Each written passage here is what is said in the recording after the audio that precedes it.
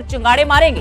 जब चूड़ी टाइट होती है तो दर्द होता है, कभी हुड्डा को, कभी राहुल गांधी को, तो कभी सोनिया गांधी को दर्द होता है।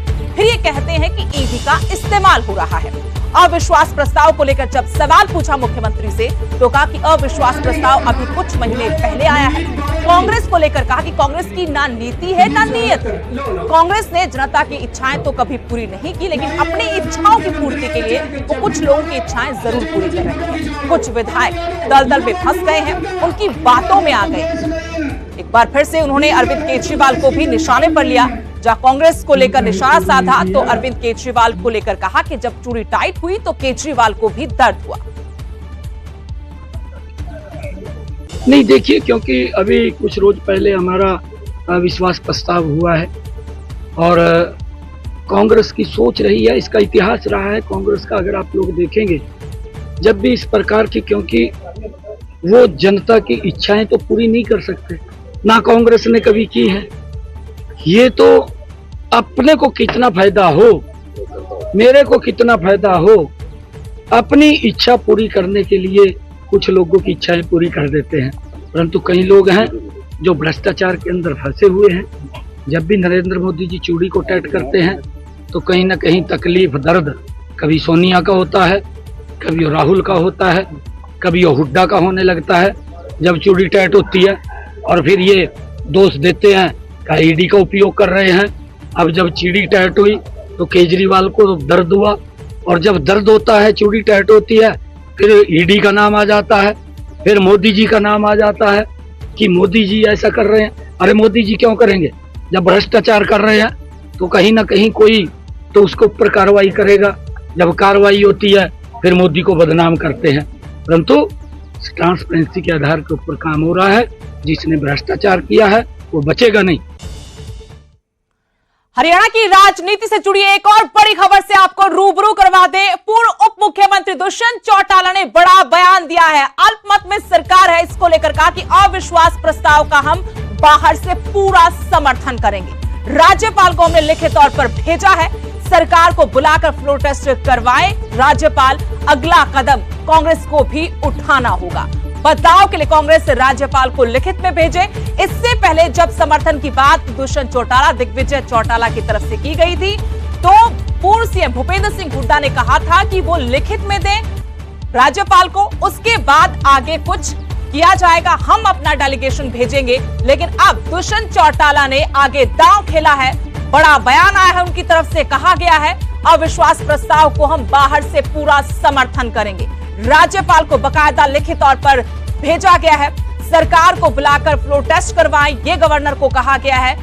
अगला कदम कांग्रेस को उठाना है, क्योंकि कांग्रेस ये तो जरूर कह रही है कि राष्ट्रपति शासन लगना चाहिए, लेकिन फ्लोर टेस्ट को लेकर अभी पत्ते नहीं खोले हैं।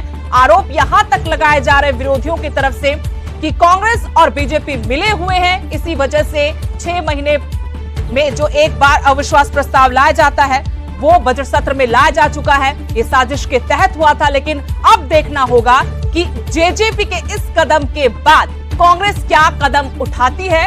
दुष्यंत चौटाला ने कहा कि बदलाव के लिए कांग्रेस राज्यपाल को लिखित में भेजे, वो समर्थन करेंगे, बाहर से उनका समर्थन जारी रहेगा। 2 महीने पहले जो सरकार बनी थी, आज वो अल्पमत में चली गई है, क्योंकि उनको सपोर्ट करने वाले 2 एमएलएस, एक भारतीय जनता पार्टी का, एक निर्दलीय ने इस्तीफा दे दी, और 3 एमएलएस इंडिपेंडेंट जो सपोर्ट कर रहे थे उनने अपना सपोर्ट विड्रॉ कर लिया गवर्नमेंट से, गवर्नर को लिख दिया। जननायक जनता पार्टी ने खुल के कहा है कि अगर इस सरकार के खिलाफ अविश्वास प्रस्ताव आता है तो हम बाहर से उसका पूरा समर्थन करेंगे, और इसके लिए महामहिम राज्यपाल को लिखित तौर पर भी हमने भेजा है और ये मांग करी है कि संविधान के अनुसार ये पावर महामहिम के पास है कि वो फ्लोर टेस्ट के लिए आदेश सरकार को दे और सेशन बुलाकर फ्लोर टेस्ट कराए। अब कांग्रेस ने ये कदम उठाना है कि क्या कांग्रेस के 30 और उनके सपोर्ट में जो विधायक हैं प्लस विपक्ष के और जो लोग आज भारतीय जनता पार्टी की सरकार को बदलना चाहते हैं, वो ये कदम उठाए कि परिवर्तन के लिए, बदलाव के लिए और जो सरकार विश्वास खो चुकी है उसको बदलने के लिए महामहिम को लिखित में भेजने का काम करें। से कल ही लिखित में महामहिम को चिट्ठी भेजी गई है जिसके अंदर ये मांग करी गई है कि संविधान के अनुसार फ्लोर टेस्ट कराया जाए। वो तो महामहिम राज्यपाल ने फ्लोर टेस्ट कराना है और फ्लोर ऑफ द हाउस 44 का आंकड़ा पार करना, क्योंकि 88 विधायक है, 45 की सहमति लेना, ये इनकी सरकार का लक्ष्य रहेगा। देखते आने वाले समय में कितने विधायक इसके अंदर इनके साथ 44 में से मिलेंगे। वहीं रणजीत चौटाला से न्यूज 18 ने खास बातचीत की। इस दौरान रणजीत चौटाला ने सबसे बड़ा जुबानी वार किया है अपने प्रतिद्वंदी जेपी पर, जयप्रकाश, क्योंकि कांग्रेस की टिकट पर हिसार लोकसभा से चुनावी रण में उतरे हैं। जयप्रकाश को लेकर कहा कि जयप्रकाश ने जो देवीलाल को अपने आप को उत्तराधिकारी बताया था कि वो देवीलाल के उत्तराधिकारी है, वो सिर्फ ग्रीन ब्रिगेड के मुखिया थे, न कि देवीलाल के नजदीकी। उन्होंने सिर्फ गुंडागर्दी की है। मुझे हर वर्ग का भरपूर समर्थन मिल रहा है। जयप्रकाश भी दावेदारी ठोक रहे हैं चुनावी रण में। साथ में उनकी दावेदारी इस बात को लेकर कि अगर बाकी चौटाला परिवार के लोग हैं तो वो भी चौधरी देवीलाल के उत्तराधिकारी हैं, उनके साथ काम किया है, उनसे राजनीति सीखी है। इसी पर रणजीत चौटाला ने वार किया है जयप्रकाश पर। रणजीत चौटाला ने यह भी कहा कि सभी वर्ग का समर्थन उनको मिल रहा है। सावित्री जिंदल मेरे साथ वोट मांग रही हैं, बेटे को छोड़कर मेरा सहयोग कर रही हैं। आपको बता दें, रणजीत चौटाला को जब से बीजेपी ने टिकट दी है तब से लगातार उनको विरोध का भी सामना करना पड़ रहा है। किसान विरोध कर रहे हैं तो साथ ही कुलदीप बिश्नोई परिवार की तरफ से भी इतना खुला समर्थन अभी तक उनको नहीं मिल पाया है।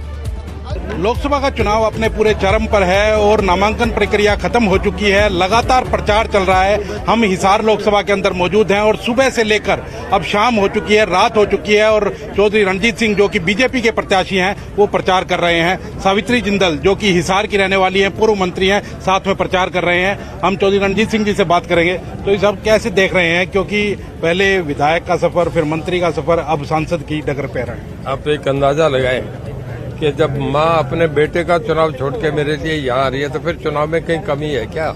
इतना बड़ा आशीर्वाद मुझे मिल रहा है। मैं तो बहुत धन्यवाद करता हूँ कि नवीन का चुनाव छोड़ के यहाँ आए हैं। और आपने देखा ये किस तरीके से लोग नारे लगा रहे हैं, जिंदाबाद। एक तरफा माहौल है। आपसे बताया सब, हमारा तो 3 दिन से इलेक्शन इतना उठ गया और जेपी का चुनाव तो नीचे जा रहा है। कांग्रेस का एक दिन उठाए उस दिन, उसके बाद कहीं कोई चर्चा ही नहीं है। अभी आपका भव्य बिश्नोई एक हफ्ता हल्के में रोज 20-20 गांव, कैप्टन अभिमन्यु